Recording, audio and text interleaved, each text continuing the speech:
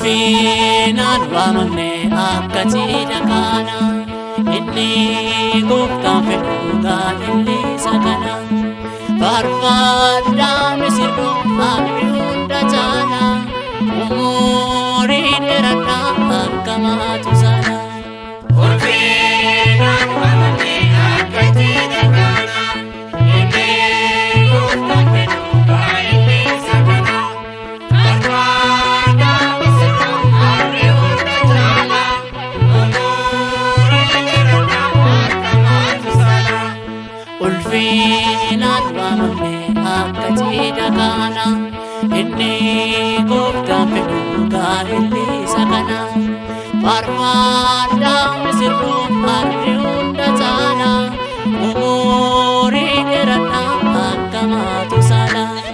Ulfinaan waamamne akka cidha kana, inni gooftaan fedhu gaa'elisa kana.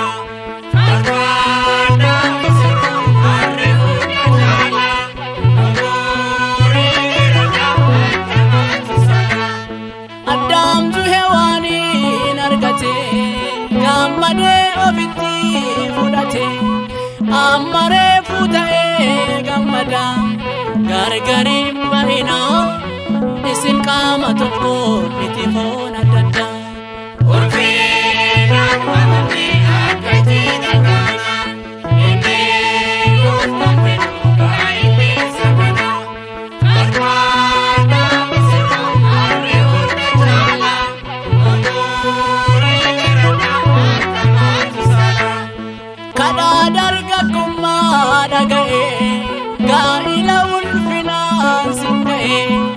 Amaamonni ililcha hin dhumu daandini, Maariyaamiif ilma isheetu kan jimmaanicha.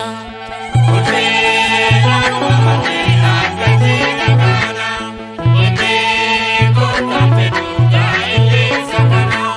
Faarfadhaa misirroo harri hunda caala, umurii dheeradhaa akka Maatusaalaa.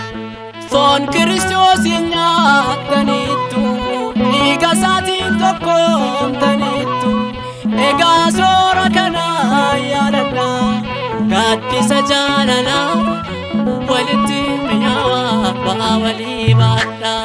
Ulfinaan waamamne akka cidha kana, inni gooftaan fedhu gaa'elisa kana.